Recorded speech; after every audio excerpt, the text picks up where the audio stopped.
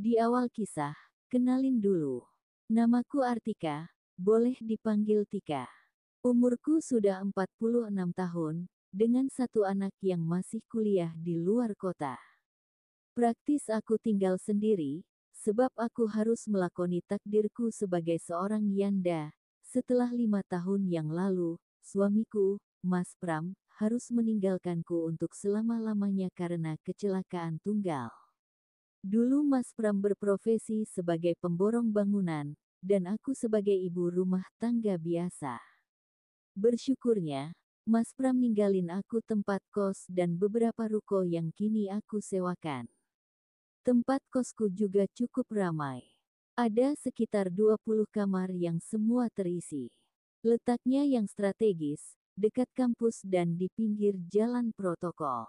Hampir semua penghuninya mahasiswa putra, hanya ada satu kamar saja yang dihuni oleh seorang karyawan. Sudah hampir 8 tahun ia ngekos di sini. Pasalnya sejak masih kuliah, sampai kini bekerja sebagai apoteker dia gak pindah-pindah. Katanya di sini sudah nyaman, sudah seperti keluarga sendiri. Namanya Edo, umurnya sekitar 28 tahun, dan masih suka melajang. Emang, saking lamanya ngekos di sini, Edo sudah begitu akrab denganku. Bahkan ia tak jarang tidur di kamar rumah pribadiku di samping tempat kos. Termasuk makan, ia sering ngambil sendiri di dapur.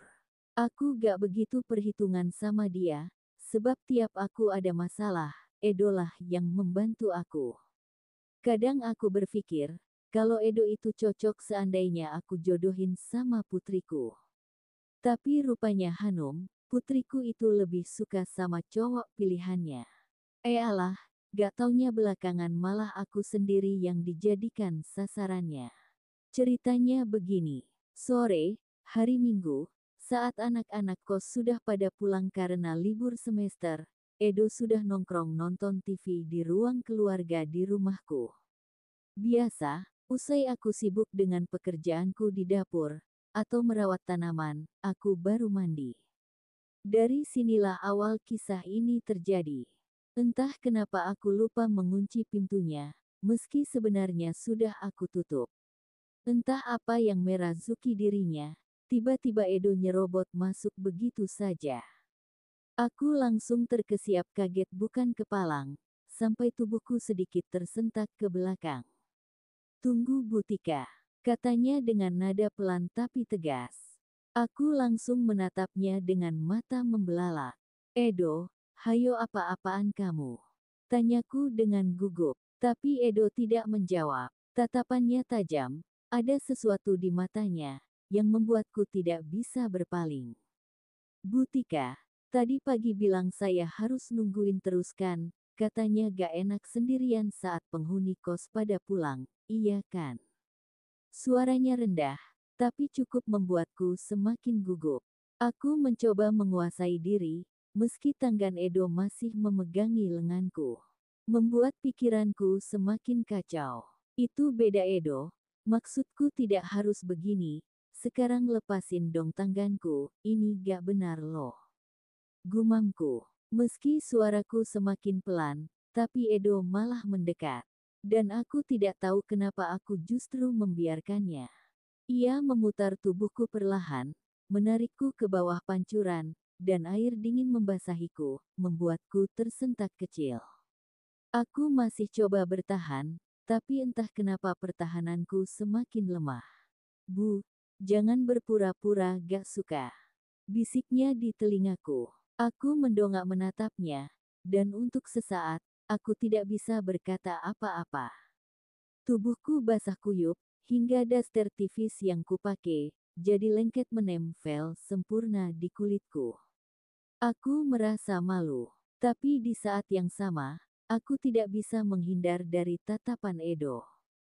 Kita gak seharusnya. Ucapanku terhenti saat tangannya menyentuh pipiku dengan lembut.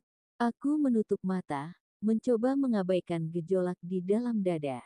Tapi ketika ia makin mendekat, aku tahu semuanya sudah terlambat. Edo memulai dengan perlahan, dan lagi-lagi aku malah membiarkan. bahkan mengikuti irama syahdu yang dimainkan. Sore itu kamar mandi menjadi saksi bisu dari sesuatu yang tidak pernah aku bayangkan sebelumnya. Aku tidak tahu apakah aku harus menyesal. Tapi, satu hal yang pasti, aku tidak bisa mengelak dari kenyataan bahwa aku juga menikmatinya. Setelah mandi bareng, aku dan Edo keluar dari kamar mandi dengan perasaan yang sulit dilukiskan. Rasanya tubuh ini menjadi lebih ringan, lebih hangat, dan lebih bersemangat untuk hidup. Aku hanya berbalut hamduks, berjalan menuju kamarku dengan langkah pelan. Sambil berjalan aku menyadari ada bayangan yang mengikuti dari belakangku. Tapi aku pura-pura tidak menyadarinya. Dan diam-diam senyum kecil terukir di bibirku. Sedikit genit, sedikit nakal kalau dia ingin mengikutiku. Ah, biarin aja, batinku. Aku sudah dapat menebak apa yang ia ingin dan apa yang bakal terjadi. Begitu sudah sampai, aku membuka pintu dan melangkah masuk. Tapi sebelum aku sempat menutup pintu, Edo sudah menyelinap masuk di belakangku. Mau apa lagi kamu, Do?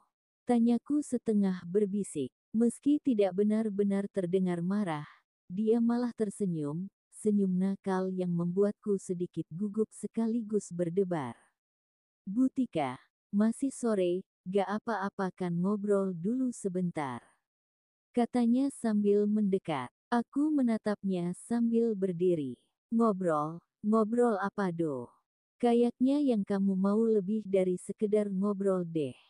Sahutku genit tapi tetap menjaga agar suaraku rendah.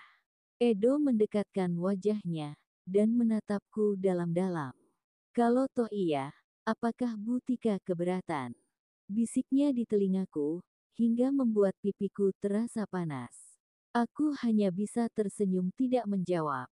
Sebagai gantinya aku berjalan mundur, hingga punggungku menyentuh ranjang. Edo mengikutiku, dan berdiri tepat di depanku. Tanpa bicara banyak kemudian dia memberi sambutan pada keningku, lalu turun dan turun lagi. Aku hanya bisa menghela nafas pelan dan halus. Membiarkan apapun yang terjadi berikutnya. Sampai akhirnya aku duduk di tepian, dan Edo duduk di sebelahku. Tangannya meraih jemariku, menggenggamnya dengan lembut, kemudian saling berbagi cerita, sambil sesekali mencuri sambutan kecil di sela-sela kalimat obrolan. Dia menceritakan pengalamannya saat masih kuliah. Ortunya yang berada di kampung susah payah mencarikan biaya. Aku mendengarkan dengan penuh perhatian, meski sesekali jemariku sembari memainkan ujung hamduks yang masih melilitku. Edo, kamu ini nekat banget ya. Godaku sambil menatapnya. Gak ada yang lebih nekat dari Bu Tika. Balasnya sambil tersenyum lebar. Ibu kan yang duluan godain saya, iya kan? Aku tertawa kecil. Tapi tawa itu segera terhenti ketika Edo lebih mendekat lagi. Dan tahu-tahu aku sudah berbaring di ranjang. Ia melingkupiku, hingga terasa hangat meski aku hanya berbalut hamduks. Edo, gumamku pelan. Kami terlarut dalam kehangatan sore itu, dan sekali lagi, apa yang terjadi barusan di kamar mandi itu terulang lagi. Rasanya, waktu ini seperti berhenti. Karena hanya ada aku dan dia di rumah sebesar ini. Menikmati setiap momen yang begitu indah dan tak terlupakan. Setelah semua usai, aku berbaring di sisinya. Kami berbicara dengan suara setengah berbisik, seolah takut ada yang mendengar. Malam nanti kira-kira mau masak apa, Bu? Tanyanya. Tiba-tiba aku tersenyum, melihat wajahnya yang begitu ceria. Terserah Edo aja mau makan apa. Jawabku. Apapun yang ibu masak aku pasti suka. Katanya sambil mengusap rambutku. Aku tersenyum lagi, merasa lebih hidup dari sebelumnya. Sore itu kami tidak hanya berbagi cerita, tapi juga berbagi sesuatu yang lebih dalam. Sesuatu yang tidak seharusnya terjadi. Tapi entah kenapa begitu terasa benar. Malam itu aku dan Edo memutuskan untuk keluar rumah. Edo siap untuk menyetir. Ya udah, tapi kalau nyasar jangan salkan aku. Edo malah tertawa sambil membukakan pintu mobil untukku. Kami berkeliling kota yang tak begitu ramai. Tapi justru suasana seperti ini yang bikin hatiku makin berbunga-bunga. Ada nuansa kaula muda yang sedang jatuh hati seperti saat dulu kala, saat pertama kali aku diajak jalan-jalan sama Mas Pram, suamiku. Begitu cukup lama kami berkeliling, kami berhenti di salah satu gerobak nasi goreng.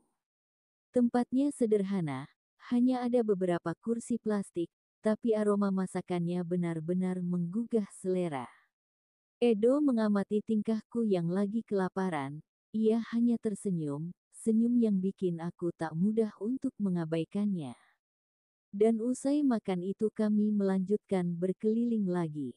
Kali ini kami berhenti di atas jembatan yang lebar dan panjang. Kami berdiri di pinggirannya, sembari bergandengan menikmati udara malam yang sepoi dan sorot bulan yang menyinari. Terasa indah banget hidup ini. Aku gak sempat berpikir kalau yang lagi aku gandeng dan aku peluk ini bukan siapa-siapaku. Pacar bukan, apalagi suami. Tapi aku bahagia, aku teramat terhibur, dan hidupku jadi bermakna. Sesekali aku mencuri pandang, dan dibalasnya dengan kecufan ringan di BBR-ku. Edo gak malu jalan bersama-sama aku.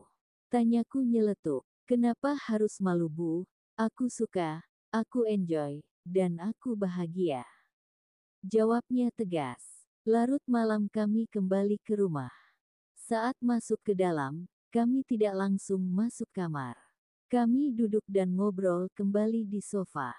Ada perasaan berat jika malam ini aku harus berpisah dengan Edo, meski hanya berpisah kamar.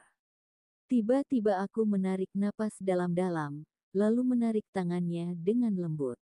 Nemenin aku di kamar ya, kataku tiba-tiba. Edo terkejut, tapi gak menolak. Saat pintu mulai tertutup aku berbalik menatapnya dengan senyuman tipis. Terima kasih ya Do, ucapku. Terima kasih untuk apa bu? Tanya Edo. Udah nemenin aku, dan membuat hidupku berubah. Hatiku senang dan bangga, aku yang sudah bukan muda lagi ini masih kau anggap, kamu perlakukan aku bagai wanita yang sempurna Do. Begitulah tiba-tiba aku curhat dengan jujur. Dan tanpa aku sadari air mataku mulai jatuh di pipi. Tangan lembut Edo menyeka air mataku dengan lembut, sembari berkata, Bu Tika tak perlu bermuram durja, aku siap menjadi pendamping hidupmu jika memang ini jodohku. Kemudian mendekapku sangat hangat. Tapi, aku tak mampu melanjutkan berkata-kata, sebab saking merasa terharunya. Aku ngerti maksudmu bu, kiranya aku gak akan menyesal punya istri Bu Tika. Begitu maksudnya kan? Aku yakin semua sudah ada yang mengatur, kita tinggal menjalani. Toh Bu Tika masih kelihatan muda, cantik, dan yang terpenting mengerti apa yang aku mau. Begitu kata-kata mutiara dari Edo yang bikin jiwa dan ragaku seperti terbang ke angkasa. Entahlah bagaimana awalnya, yang jelas kejadian sore tadi terulang kembali. Tapi kali ini ada yang berbeda, Edo berlaku seorang dewasa yang pandai membahagiakan pasangannya. Benar-benar ingin menikmatinya. Aku pun memberikannya dengan hati, tiada lagi keraguan sedikit pun, sampai berkali-kali, sesuai rekes darinya. Inilah awal perjodohanku yang kedua. Sebab, sebulan kemudian Edo resmi meminangku, dan 2 minggu berikutnya kami melangsungkan pernikahan. Sebuah fenomena yang tak pernah kubayangkan sebelumnya. Tentu aku sangat bersyukur, sebab di usiaku yang sudah menjelang baya, masih dipertemukan jodohku dengan orang yang mencintai aku apa adanya. Bersyukurnya lagi, 3 bulan dari pernikahan itu, aku menerima anugerah yang luar biasa. Pertama, putriku satu-satunya mengikuti jejakku untuk mengakhiri masa lajangnya, menikah dengan laki-laki pilihannya. Tapi lucunya, suami anakku itu ternyata teman akrab Mas Edo saat masih bersama-sama di desa. Meski lucu, tetapi begitulah kenyataannya. Kedua, tanpa kukira dan kuduga, di usiaku yang tak muda lagi, kami masih dikaruniai momongan. Aku dinyatakan halim oleh dokter, dan sehat-sehat keadaannya. Maka, lengkaplah kebahagiaanku dan Mas Edo, karena sebentar lagi akan punya buah hati yang akan menjadi perekat cinta kami dalam berumah tangga. Demikian kisah kebahagiaanku yang kedua kali, semoga semuanya akan lancar. Sekian dan terima kasih.